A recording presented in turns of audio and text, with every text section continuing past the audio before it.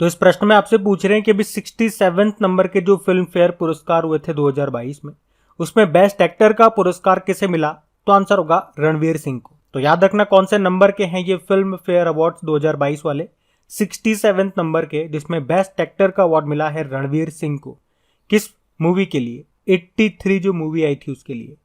जबकि best actress का award मिला कृति सेनन को मिम्मी नाम की मूवी के लिए, और बेस्ट फिल्म चुनी गई है शेरशाह। अच्छा, इसी तरह से आपको याद आएगा अभी आईफा अवार्ड्स 2022 का आयोजन हुआ था अबू धाबी में। उसमें बेस्ट एक्टर चुना गया था विक्की कौशल को सरदार उधम मूवी के लिए। बेस्ट एक्ट्रेस चुनी गई थी कृति सेनन मिम्मी नाम की मूवी के लिए, और बेस्ट फिल्म उसमें भी रही थी शेरशाह। और उसमें बेस्ट डायरेक्टर कौन चुने गए थे? शेरशाह के जो डायरेक्टर हैं विष्णुवर्धन। और सबसे बड़ा अवार्ड्स की अगर अपन बात करते हैं यानी कि ऑस्कर 2022 की, ये इस बार इसका 94 नंबर का संस्करण था। उसमें बेस्ट फिल्म थी कोडा।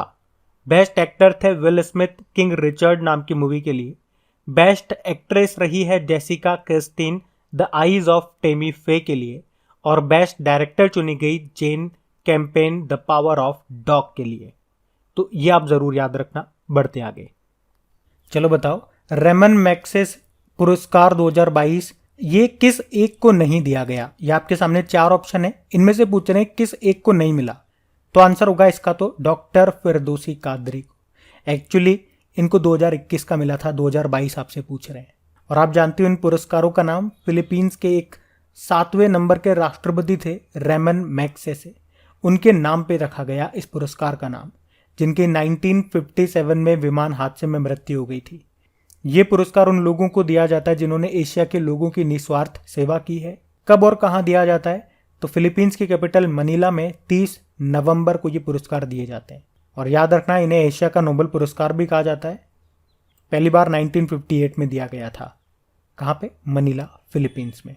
इस बार ये इसका कौन से नंबर का है? तो 64 नंबर का है। 4 लोगों को मिला है।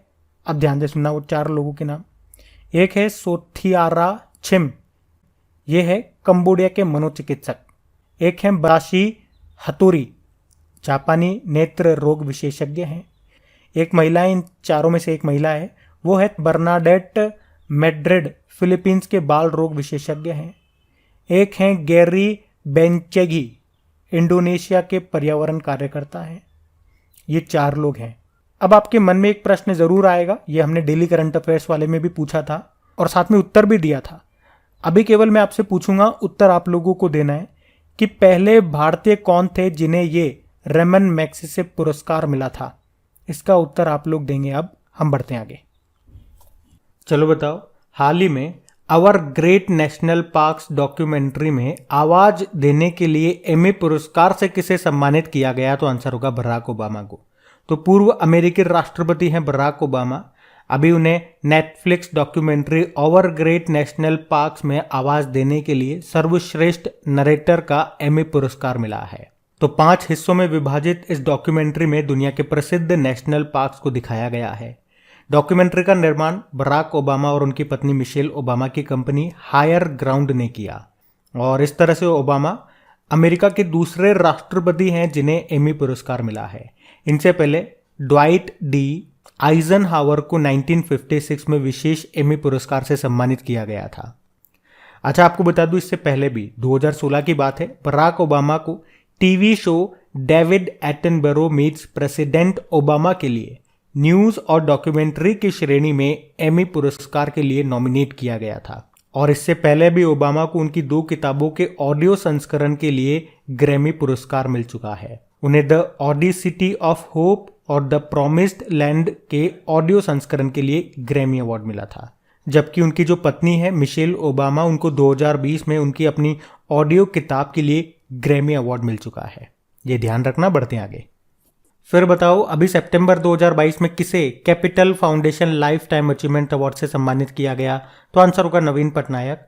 उड़ीसा के मुख्यमंत्री हैं नवीन पटनायक, जिनको उनके विशिष्ट और उत्कृष्ट नेतृत्व गुणों के लिए capital foundation life time achievement award से सम्मानित किया गया। उन्हें ये पुरस्कार किसने दिया? तो पूर्व चीफ जस्टिस ऑफ इंडिया रहे एनवी रमन्ना से उनको ये पुरस्कार मिला। अभी आप जानते हो मेघालय के गवर्नर है सत्यपाल मलिक, इनको अभी संत नामदेव राष्ट्र पुरस्कार मिला था। और रामदरस मिश्रा 31वां सरस्वती सम्मान मिला 2021 के लिए इनकी कविता संग्रह मैं तो यहाँ हूं के लिए। और प्रोफेसर कौशिक राजशेखर वैश्विक ऊर्जा पुरस्कार 2022 जीता इन्होंने। अभी नवीन पटनायक जी ने एक बुक लॉन्च की थी जिसका नाम है लॉकडाउन लिरिक्स, जिसको लिखा था संजुक्ता दास ने। और देश का पहला फायर पार्क ये कहाँ पे खुला? भुवनेश्वर में, जो कि उड़ीसा की कैपिटल है। याद रखना ये सब बढ़ते आगे। फिर बताओ हाल ही में किसे लोकनायक फाउंडेशन साहित्य पुरस्कार से सम्मानित किया गया? तो आंसर होगा तनिकेला भरणी को। तनिकेला भरणी ये कौन है? तो ये तेलुगु लेखक और अभिनेता हैं जिनको अभी आंध्र प्रदेश के विशाखापत्तनम में कला भारती सभागार में आयोजित एक पुरस्कार समारोह में 18वें लोकनायक फाउंडेशन पुरस्कार के वार्षिक साहित्य पुरस्कार से सम्मानित किया गया। ये पुरस्कार लोकप्रिय रूप से आंध्र ज्ञानपीठ के रूप में भी जाना जाता है। इसमें 2 लाख रुपए का नगद पुरस्कार दिया जाता है और ये पुरस्कार हर साल एक प्रख्यात तेलुगु लेखक या कवि या तेलुगु साहित्य के लिए सेवा करने वाले व्यक्ति को दिया जाता है। तो इस बार मिला है तनिकेला भरणी को। आपको बताएं अभी 31वां व्यास सम्मान किसे मिला था? असगर वजाहत को उनके नाटक महाबली के लिए। और 31वां सरस्वती सम्मान किसे मिला? रामदरस मिश्रा को मैं तो यहाँ हूँ के लिए। और प्रोफेसर कौशिक राजशेखर इनको 2022 का वैश्विक ऊर्जा पुरस्कार ग्लोबल एनर्जी प्राइज मिला था। चलो आप मुझे बताओ अभी 2021 में साहित्य का नोबेल पुरस्कार किसे मिला? तो आंसर होगा अब्दुल रज्जाक गुरना को। और 2021 में साहित्य अकादमी पुरस्कारों में बात करें तो हिंदी का मिला था दया प्रकाश सिन्हा को और अंग्रेजी का मिला था नमिता गोखले को।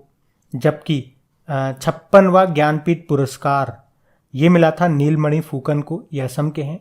और याद रखना ज्ञानपीठ पुरस्कार ये देश का सर्वोच्च साहित्य पुरस्कार है। 57वां ज्ञानपीठ पुरस्कार मिला था दामोदर मौजो को। तो ये इंपॉर्टेंट क्वेश्चन है, साथ में जो एक्स्ट्रा फैक्ट्स बताए वो भी इंपॉर्टेंट है, याद रखना। बढ़ते हैं आगे। बताओ अभी हाल ही में किस राज्य को संस्कृति के लिए सर्वश्रेष्ठ गंतव्य पुरस्कार से सम्मानित किया गया? तो आंसर होगा पश्चिम बंगाल।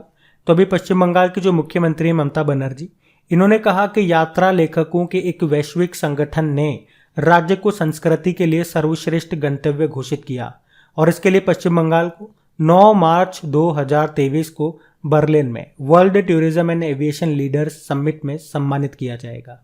ये पुरस्कार इंटरनेशनल ट्रेवल अवार्ड का सबसे प्रतिष्ठित अवार्ड है। पश्चिम बंगाल की कैपिटल आप जानते हो कोलकाता है। कोलकाता मेट्रो भारत की पहली मेट्रो होगी जो अंडर वाटर चलेगी। किस नदी के नीचे? हुगली नदी के नीचे। यहाँ की मुख्यमंत्री ममता बनर्जी आप जानते हो। और गवर्नर अभी तक कौन थे? जगदीप धनखड़, जो हमारे नए वाइस प्रेसिडेंट बन गए। कौन से नंबर के? 14 नंबर के। और अब नए गवर्नर कौन बन गए ये आप बता दो। बाकी एक संतोष ट्रॉफी आप याद रखो जिसका संबंध फुटबॉल से है। 75वें नंबर की थी अभी 2022 में, जिसमें पश्चिम बंगाल हार गया था, केरल जीत गया था। और पश्चिम बंगाल ने एक ओपन एयर क्लासरूम भी शुरू किया था परय शिक्षालय नाम से। पश्चिम बंगाल में शुरू हुई थी बच्चों के लिए दुनिया की पहली ट्राम लाइब्रेरी। और भारत का पहला टायर पार्क बना पश्चिम बंगाल में। और याद रखना पश्चिम बंगाल के मायापुर में नदिया जिले में बनेगा वैदिक तारामंडल का मंदिर, जो होगा दुनिया का सबसे बड़ा धार्मिक स्मारक। अभी 7 नए जिले बने इसमें, पहले 23 थे, अब टोटल हो जाएंगे 30। ये याद रखना आप। बढ़ते आगे। बताओ अभी किस देश ने भारत के पूर्व नौसेना प्रमुख सुनील लांबा को मेधावी सेवा पदक से सम्मानित किया? तो आंसर होगा सिंगापुर। तो अभी सिंगापुर के जो राष्ट्रपति हैं हलीमा याकूब, उन्होंने भारतीय नौसेना के पूर्व chief of naval staff Sunil Lamba को प्रतिष्ठित पिंगट जसा जेमिलंग यानी कि मेधावी सेवा पदक से सम्मानित किया। तो ये पुरस्कार भारत और सिंगापुर के बीच में मजबूत रक्षा संबंधों के साथ साथ दोनों नौसेनाओं के बीच जुड़ाव को मजबूत करने में उनके योगदान के लिए उनको ये सम्मान मिला है। सिंगापुर की कैपिटल सिंगापुर सिटी है, करेंसी है सिंगापुर डॉलर, प्रेसिडेंट हो गए हलीमा याकूब।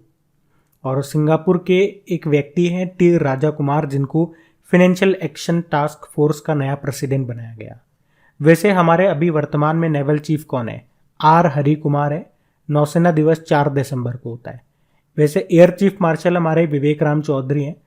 सेना दिवस 8 अक्टूबर को होता है। और आर्मी चीफ हैं मनोज पांडे। आर्मी डे होता है 15 जनवरी को। याद रखना ये। बढ़ते आगे। अच्छा फिर बताओ अभी सितंबर 2022 में बेस्ट एक्टर का एमी अवार्ड जीतने वाले पहले एशियाई अभिनेता कौन बन गए?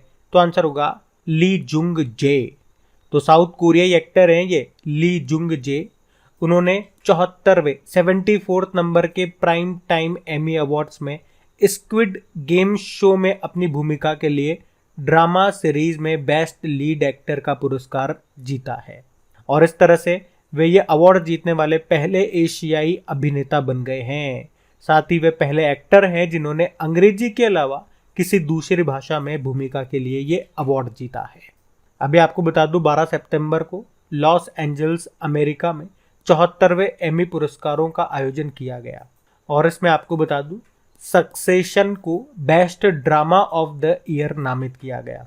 आपको याद होगा अभी हम लोगों ने पढ़ा था जो बराक ओबामा है अमेरिका के पूर्व प्रेसिडेंट, उनको ओवर ग्रेट नेशनल पार्क नाम की डॉक्यूमेंट्री में अपनी आवाज देने के लिए एमी अवार्ड मिला था और इस तरह से वे दूसरे अमेरिकी राष्ट्रपति बने थे ये एमी पुरस्कार पाने वाले। अच्छा, एमी अवार्ड्स ये किस लिए दिए जाते हैं, ये किस क्षेत्र में दिए जाते हैं? तो टीवी प्रोग्राम्स के लिए दिया जाता है, इनको एक लाइन में याद रखो। जबकि ग्रैमी अवार्ड ये संगीत के क्षेत्र में दिया जाता है, ध्यान रखना। ये बढ़ते आगे। चलो बताओ, हाल ही में ड्रामा सीरीज में लीड एक्ट्रेस के लिए 2 बार एमी अवार्ड जीतने वाली पहली अश्वेत महिला कौन बन गई? तो आंसर होगा जेंडेया। तो इन एक्ट्रेस का नाम है जेंडेया, जो किसी ड्रामा सीरीज में लीड एक्ट्रेस के रोल के लिए 2 बार एमी अवार्ड जीतने वाली पहली अश्वेत महिला बन गई है। सन 2020 के ड्रामा सीरीज यूफोरिया के लिए लीड एक्ट्रेस का एमी अवार्ड जीतने वाली सबसे कम उम्र की विजेता बनी थी ये, और अभी उन्होंने यूफोरिया में लीड रोल के लिए दोबारा से ये पुरस्कार जीत लिया है। क्या नाम है? जेंडेया। आप मुझे बता सकते हो अभी अमेरिकी सिक्के पर दिखाई देने वाली पहली अश्वेत महिला का नाम क्या है? फिर बताओ, अभी सितंबर 2022 में किस जूलॉजिकल पार्क को देश की सर्वश्रेष्ठ चिड़ियाघर के रूप में मान्यता दी गई? तो आंसर होगा Padmaja Naidu Himalayan zoological park. तो अभी दार्जिलिंग के Padmaja Naidu Himalayan zoological park को देश के सर्वश्रेष्ठ चिड़ियाघर के रूप में मान्यता दी गई है। वहीं चेन्नई का अरिगनार अन्ना जूलॉजिकल पार्क ये दूसरे स्थान पर रहा। उसके बाद कर्नाटक के मैसूर में Shri Chamarajendra zoological park garden रहा। आपको याद है ये जो चेन्नई में अरिगनार अन्ना जूलॉजिकल पार्क है ये भारत का सबसे बड़ा जूलॉजिकल पार्क है, जबकि नागपुर महाराष्ट्र में जो महाराज बाग चिड़ियाघर है ये भारत में सबसे छोटा लेकिन सबसे प्रसिद्ध चिड़ियाघरों में से एक है। तो सबसे बड़ा और सबसे छोटा जूलॉजिकल पार्क भी मैंने आपको बता दिया। बाकी अगर आपसे पूछा जाए ना कि भारत का पहला जियोलॉजिकल पार्क कहाँ पे बनेगा, तो मध्य प्रदेश के जबलपुर में लम्हेटा में बनेगा ये। और सैटेलाइट फोन से लैस होने वाला भारत का पहला नेशनल पार्क ये है काजीरंगा नेशनल पार्क। ये भी याद रखना। बढ़ते आगे। चलो बताओ, सितंबर 2022 में फ्रांस के शीर्ष नागरिक सम्मान Knight of the Legion of Honour से किसे सम्मानित किया गया? तो आंसर होगा स्वाति पीरामल को। तो भारतीय वैज्ञानिक और पीरामल ग्रुप की वाइस चेयरपर्सन है ये स्वाति पीरामल, और इनको फ्रांस का भी सर्वोच्च नागरिक सम्मान Knight of the Legion of Honour से सम्मानित किया गया। उन्हें व्यापार, विज्ञान और भारत फ्रांस संबंधों को मजबूत रखने के क्षेत्र में उनके योगदान के लिए ये सम्मान मिला है। वैसे आपको बता दूं 2006 में उन्हें फ्रांस का दूसरा सर्वोच्च नागरिक सम्मान Knight of the order of merit से भी सम्मानित किया जा चुका है। इस पुरस्कार की स्थापना 1802 में नेपोलियन बोनापार्ट ने की थी। ये उत्कृष्ट नागरिक या सैन्य आचरण के लिए दिया जाता है। देखो, फ्रांस की कैपिटल पेरिस है और प्रेसिडेंट इमैनुअल मैक्रोन है और प्रधानमंत्री कौन है? Elizabeth born. अच्छा, आप कमेंट बॉक्स में लिख के बताओ कि फ्रांस के साथ हम कौन कौन सी मिलिट्री एक्सरसाइज करते हैं। वैसे आपको याद होगा अभी जो कांग्रेस के वरिष्ठ नेता हैं शशि थरूर, उनको भी फ्रांस का सर्वोच्च नागरिक सम्मान मिला था जिसको कहते हैं शेवलियर दी ला लीजन ऑफ ऑनर। अभी पेरू का सर्वोच्च राजनयिक सम्मान किसे मिला था? अर्देशिर बी के दुबाश को। लद्दाख का सर्वोच्च नागरिक सम्मान मिला था दलाई लामा को। और जापान के ऑर्डर ऑफ राइजिंग सन पुरस्कार से सम्मानित किया गया था सनमार ग्रुप के वाइस चेयरमैन नारायण कुमार को। याद रखना ये। बढ़ते आगे। चलो बताओ, किसे 2021-22 के लिए प्रतिष्ठित राजभाषा कीर्ति पुरस्कार से सम्मानित किया गया? तो आंसर होगा Garden Reach shipbuilders and engineering limited. तो Garden Reach shipbuilders and engineering limited Kolkata को गृह मंत्रालय के द्वारा राजभाषा कीर्ति पुरस्कार से सम्मानित किया गया है। राजभाषा कीर्ति पुरस्कार ये राजभाषा कार्यान्वयन के क्षेत्र में भारत सरकार के द्वारा दिया जाने वाला सर्वोच्च पुरस्कार है। तो Garden rich ship builders and engineering को 2021-22 के लिए सार्वजनिक क्षेत्र के उपक्रमों के तहत आधिकारिक भाषा के सर्वोत्तम कार्यान्वयन के लिए भारत सरकार के द्वारा इस सम्मान से सम्मानित किया गया। देखो, इसकी स्थापना होती है 1884 में। हमने कहा कोलकाता में इसका मुख्यालय है और इसके सीएमडी कौन है? PR हरी। याद रखना, बढ़ते आगे। तो इस प्रश्न में देखो आपसे क्या पूछ रहे हैं कि अभी हाल ही में किसे प्रतिष्ठित स्मिता पाटिल मेमोरियल अवार्ड से सम्मानित किया गया? तो आंसर होगा आलिया भट्ट को। तो अभी एक्ट्रेस हैं ये आलिया भट्ट, जिनको प्रतिष्ठित प्रियदर्शनी अकादमी स्मिता पाटिल मेमोरियल अवार्ड से सम्मानित किया गया। ये पुरस्कार प्रमुख गैर लाभकारी सामाजिक, सांस्कृतिक और शैक्षिक संगठन प्रियदर्शनी अकादमी की 38 यानी कि 38 नंबर की वर्षगांठ समारोह में भारतीय सिनेमा में उनके सराहनीय योगदान के लिए दिया गया है।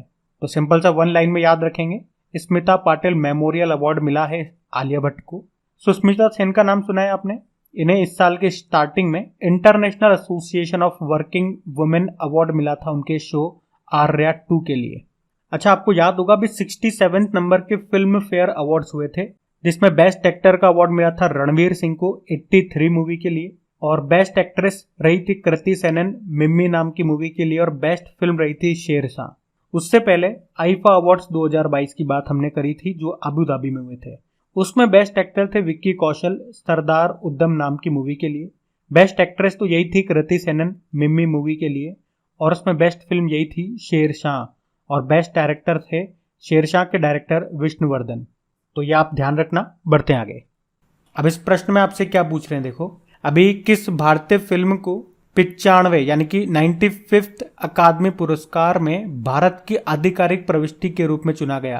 तो आंसर होगा छेल्लो शो। तो गुजराती फिल्म है ये छेल्लो शो, जिसे 95th अकादमी पुरस्कार यानी कि ऑस्कर अवार्ड्स जो कि 2023 में होंगे, उसके लिए भारत की आधिकारिक प्रविष्टि के रूप में चुना गया है। इस फिल्म का नाम अंग्रेजी में है लास्ट फिल्म शो, और इसका निर्देशन ये किसने किया है? पान नलिन ने। और इस मूवी ने SS राजामौली की RRR और द कश्मीर फाइल्स को मात दे दी है और यहाँ पे एंट्री ली है। आपको याद होगा 2021 में एक तमिल फिल्म थी कुझंगल, वो ऑस्कर में भारत की आधिकारिक प्रविष्टि बनी थी। अब बात तो देखो ऑस्कर की है, तो पहला प्रश्न तो यही बनेगा 2022 वाले ऑस्कर कौन से नंबर के थे? तो 94 नंबर के थे। उसमें बेस्ट फिल्म याद रख लो कोडा है, बेस्ट एक्टर है विल स्मिथ किंग रिचर्ड नाम की मूवी के लिए, बेस्ट एक्ट्रेस है Jessica Chastain the eyes of Tammy Faye के लिए, और बेस्ट डायरेक्टर हैं Jane Campion the power of dog नाम की मूवी के लिए। तो इतना आप जरूर याद रखेंगे, बढ़ते आगे। चलो फिर बताओ, अभी सितंबर 2022 में bill and Melinda Gates foundation ने किस भारतीय को गोलकीपर्स ग्लोबल गोल्स अवार्ड से सम्मानित किया? तो आंसर होगा राधिका बत्रा। तो अभी bill and Melinda Gates foundation ने 4 लोगों को ये गोलकीपर्स ग्लोबल गोल्स अवार्ड से सम्मानित किया, और उन 4 में से एक भारतीय हैं, उनका नाम आपने देख लिया, राधिका बत्रा है। अब बाकी 3 कौन है? तो एक है अफगानिस्तान की जारा जोया, एक युगांडा की वेनेसा नाकाटे। अच्छा आगे बढ़े उससे पहले आप लोग बताओ कि अभी आपने वेनेसा नाकाटे का नाम कहाँ पे पढ़ा था? ये मोस्ट इंपॉर्टेंट नाम है, अभी आपने कुछ दिन पहले ही पढ़ा था करंट अफेयर्स में, बताओ कमेंट बॉक्स में टाइप करके। और ये 3 हो गई है, और चौथी कौन है? यूरोपियन यूनियन की प्रमुख उर्सुला वॉन डेर लेयोन। तो इन 4 को सस्टेनेबल डेवलपमेंट गोल्स को प्राप्त करने की दिशा में उनके असाधारण कार्यों के लिए सम्मानित किया गया bill and Melinda Gates foundation के द्वारा गोलकीपर्स ग्लोबल गोल्स अवार्ड से सम्मानित किया गया। आप जानते हो असगर वजाहत का नाम अभी 31वां व्यास सम्मान मिला था इनको महाबली के लिए। और अभी लोकनायक फाउंडेशन साहित्य पुरस्कार किसे मिला? तनिकेला भरणी को। ये कौन है? तेलुगु लेखक और अभिनेता एक्टर हैं। और मरीना तबस्सुम की बात करेंगे तो अभी Lisbon Triennale lifetime achievement award पाने वाली दक्षिण एशिया की पहली व्यक्ति ये बनी है। ये बांग्लादेशी वास्तुकार हैं। वैसे अभी एक प्रश्न मैंने आपसे पूछा था कि युगांडा की वेनेसा नाकाटे का नाम आपने कहाँ पे सुना था? एक्चुअली में अभी यूनिसेफ की गुडविल एम्बेसडर ये बनी थी, तब आपने इनका नाम सुना था, तो याद रखना इनका नाम। बढ़ते आगे, फिर आपको बताना है अभी सितंबर 2022 में किस देश ने अपने उच्च रक्तचाप नियंत्रण पहल यानी कि इंडिया हाइपरटेंशन कंट्रोल इनिशिएटिव के लिए संयुक्त राष्ट्र पुरस्कार जीता है? तो आंसर होगा भारत ने। तो अभी भारत ने इंडिया हाइपरटेंशन कंट्रोल इनिशिएटिव के लिए संयुक्त राष्ट्र पुरस्कार को जीता है। तो अभी इंडिया हाइपरटेंशन कंट्रोल इनिशिएटिव को भारत की मौजूदा प्राथमिक स्वास्थ्य प्रणाली के भीतर अपने असाधारण कार्य के लिए ये पुरस्कार मिला है। इस पहल के तहत उच्च रक्तचाप से पीड़ित 34 लाख से ज्यादा लोग सरकारी सुविधाओं में इलाज करवा रहे हैं। हाइपरटेंशन से एक डे आपको याद आएगा, वर्ल्ड हाइपरटेंशन डे, वो हम मनाते हैं कब? 17 मई को। बढ़ते आगे। अच्छा फिर बताइए, अभी सितंबर 2022 में किस कंपनी को राष्ट्र ऊर्जा अग्रणी पुरस्कार से सम्मानित किया गया? तो आंसर होगा राष्ट्र इस्पात निगम लिमिटेड को। तो अभी राष्ट्र इस्पात निगम लिमिटेड को 2021 राष्ट्रीय ऊर्जा अग्रणी पुरस्कार से सम्मानित किया गया और इसे लगातार चौथी बार यह राष्ट्र ऊर्जा अग्रणी पुरस्कार मिल रहा है। आप जानते हो राष्ट्र इस्पात निगम लिमिटेड, जिसे विजाग स्टील के रूप में भी जाना जाता है, ये एक सरकारी स्वामित्व वाला स्टील उत्पादक है जिसका मुख्यालय हेडक्वार्टर मिलेगा आपको विशाखापत्तनम में। और अभी कुछ समय पहले इसके सीएमडी बने थे, अतुल भट्ट नाम है उनका। आप जानते हो अभी मार्च 2022 में ही राष्ट्रीय खनिज विकास निगम लिमिटेड को 2018-19 और 2020-21 के लिए इस्पात राजभाषा पुरस्कार में प्रथम पुरस्कार मिला था। इस्पात मतलब हो गया स्टील। आप जानते हो नीलांचल इस्पात निगम लिमिटेड ये कहां पर स्थित है? उड़ीसा में। और ये भी न्यूज में क्यों था? क्योंकि इसे टाटा ग्रुप ने खरीद लिया। तो बताओ अभी भारतीय इस्पात संघ के महासचिव कौन बने? आलोक सहाय। और वर्ल्ड स्टील एसोसिएशन के अध्यक्ष सज्जन जिंदल बने। और वर्ल्ड स्टील एसोसिएशन का हेडक्वार्टर मिलेगा आपको ब्रुसेल, बेल्जियम में। तो ये सारे पॉइंट्स आप याद रखना। फिर बताओ अभी सितंबर 2022 में किसने जर्मन पेन पुरस्कार जीता है? तो आंसर होगा मीना कंदासामी ने। तो भारतीय कार्यकर्ता, लेखक और कवि हैं ये मीना कंदासामी, जिनको अभी हरमन कैस्टन पुरस्कार 2022 के प्राप्तकर्ता के रूप में चुना गया है, जो जर्मनी के डार्मस्टेड में पेन सेंटर के द्वारा दिया जाता है। तो पीड़ित लेखकों के अधिकारों के लिए उनके समर्थन के सम्मान में उन्हें ये पुरस्कार दिया गया है। मीना कंदासामी ये कहाँ से है? ये चेन्नई से है। इनकी कुछ फेमस बुक्स हैं, जैसे कि एक बुक का नाम है टच, एक बुक का नाम है व्हेन आई हिट यू, ये 2017 में आई थी, ये भी ध्यान रख लेना। नाम है इनका मीना कंदासामी। आप जानते हो राधिका बत्रा का नाम पढ़ा था आपने अभी। Bill and Melinda Gates foundation ने 4 लोगों को अभी गोलकीपर ग्लोबल गोल्स अवार्ड 2022 से सम्मानित किया था। उन चारों में एक भारतीय थी, ये राधिका बत्रा। स्वाति पीरामल, फ्रांस का शीर्ष नागरिक सम्मान Knight of the Legion of Honour से इनको सम्मानित किया गया। और तनिकेला भरणी, तेलुगु लेखक और अभिनेता हैं ये। अभी लोकनायक फाउंडेशन साहित्य पुरस्कार मिला था इनको। ये नाम भी आपको याद रखने हैं। बढ़ते आगे। फिर आपको बताना है अभी हाल ही में किसे पहली बार महारानी एलिजाबेथ द्वितीय वुमेन ऑफ द ईयर पुरस्कार के लिए चुना गया? तो आंसर होगा सुएला ब्रेवरमैन को। और इनका नाम अभी आपने अपॉइंटमेंट वाले सेक्शन में पढ़ा होगा। भारतीय मूल की ब्रिटिश गृह सचिव बनी है ये सुएला ब्रेवरमैन। और अभी इन्हीं को पहली बार महारानी एलिजाबेथ द्वितीय वुमेन ऑफ द ईयर पुरस्कार के विजेता के रूप में चुना गया। तो प्रश्न इंपॉर्टेंट है, एक तो इनका नाम अपॉइंटमेंट वाले सेक्शन में आ गया और अब अवार्ड वाले सेक्शन में भी आ गया। 2 बार आप पढ़ रहे हो उनका नाम। और उन्हें ये जो पुरस्कार है ये लंदन में एशियन अचीवर्स अवार्ड्स 2022 समारोह में दिया जाएगा। इन पुरस्कारों की स्थापना सन 2000 में दक्षिण एशियाई लोगों को ब्रिटेन में उनके महान उपलब्धियों के लिए सम्मानित करने के लिए की गई थी। सुएला ब्रेवरमैन ये 2020 और 2022 के बीच में पहले अटॉर्नी जनरल के रूप में भी काम किया इन्होंने। और अभी जब यूके की नई प्रधानमंत्री बनी लिज ट्रस, उन्होंने सुएला ब्रेवरमैन को अपने गृह सचिव के रूप में नियुक्त किया था। आप जानते हो कौशिक राजशेखर का नाम 2022 का वैश्विक ऊर्जा पुरस्कार ग्लोबल एनर्जी प्राइज मिला था इनको। और Cecile Ndjebet Wangari Maathai forest champions award मिला था। कैमरून कार्यकर्ता हैं ये। और आप जानते हो विश्व खाद्य पुरस्कार 2022 वर्ल्ड फूड प्राइज 2022 का किसने जीता? सिंथिया रोसेंजवेग ने। ये नाम भी इंपॉर्टेंट है, याद रखना ये प्रश्न। बढ़ते आगे। अब आपको बताना इंपॉर्टेंट प्रश्न है ये 52वें दादा साहब फाल्के पुरस्कार से सम्मानित किया जाएगा? तो आंसर होगा आशा पारेख को। तो दिग्गज अभिनेत्री हैं आशा पारेख, जिनको साल 2022 में दादा साहब फाल्के अवार्ड से सम्मानित किया जाएगा। और ये कौन से नंबर का है? 52, 52 नंबर का है ये। तो आशा पारेख, उन्हें 1992 में सिनेमा के क्षेत्र में उनके योगदान के लिए भारत सरकार के द्वारा पद्मश्री से सम्मानित किया गया था और अब मिलेगा दादा साहब फाल्के अवार्ड। आशा पारेख की बात करें, इन्होंने अपने फिल्मी करियर की शुरुआत चाइल्ड आर्टिस्ट के तौर पर फिल्म आसमान से की थी 1952 में। और दादा साहब फाल्के पुरस्कार से 2 पॉइंट याद रखना, आप जानते हो भारतीय सिनेमा का सर्वोच्च सम्मान है ये स्थापित कब किया गया था? 1969 में। और पहली प्राप्तकर्ता कौन थी इसकी? देविका रानी थी। अभी पिछला वाला 2000 मिला था किसे? रजनीकांत को। और वाला किसे मिलेगा? आशा पारेख को। ये आप याद रखना। बढ़ते आगे। चलो फिर बताओ, सितंबर 2022 में किस राज्य को आयुष्मान उत्कृष्ट पुरस्कार 2022 से सम्मानित किया गया? तो आंसर होगा उत्तर प्रदेश को। तो उत्तर प्रदेश ये देश में स्वास्थ्य सेवाओं में सर्वाधिक सुधार करने वाला पहला राज्य बन गया है।